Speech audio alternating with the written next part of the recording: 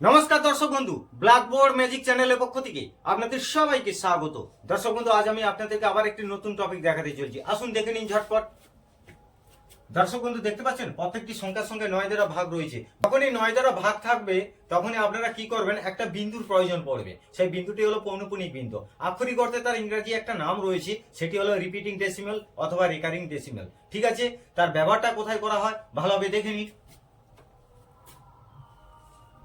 দর্শক বন্ধু, যখনই এইখানে 9 দাগ থাকবে প্রথম সংখ্যাটা আপনারা তুলে নেবেন। লাস্টে এই 2 সংখ্যাটা 2 আর এই যে সংখ্যা দুটো রয়েছে যোগ করে ফেলবেন দশমিক দিয়ে, জাস্ট দশমিক দিয়ে যোগ করে ফেলবেন। হয়ে গেল কত?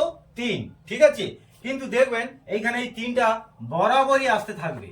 হ্যাঁ, এখানে বারবার আসতে থাকবে, তাই এখানে আমরা সেই বিন্দুটি বা সেই চিহ্নটি আমরা ব্যবহার করব। চিহ্নটার নামটা মনে আছে তো? পৌনঃপুনিক চিহ্ন। ঠিক আছে, এটা কোথায় ব্যবহার করব দেখে নিন। এখানে জাস্ট মাথার উপরে এই জায়গাটা আমরা ব্যবহার করব। হয়ে গেল উত্তর। তারপরটা দেখুন, এখানেও ঠিক একই রকম করবেন। এখানে কি করবেন, 1 বসিয়ে দিবেন,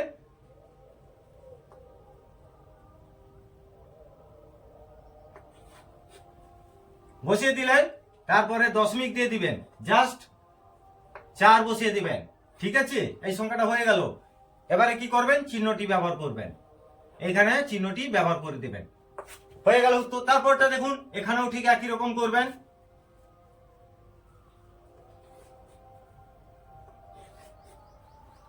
যোগ করছি কিন্তু ভালোভাবে লক্ষ্য করুন। দশমিক দিয়ে দিলেন, 4 দিয়ে দিলেন, জাস্ট এই মাথার উপরে এই চিহ্নটি দিয়ে দিবেন। ঠিক আছে, পৌনঃপুনিক চিহ্ন। তারপরটা দেখুন,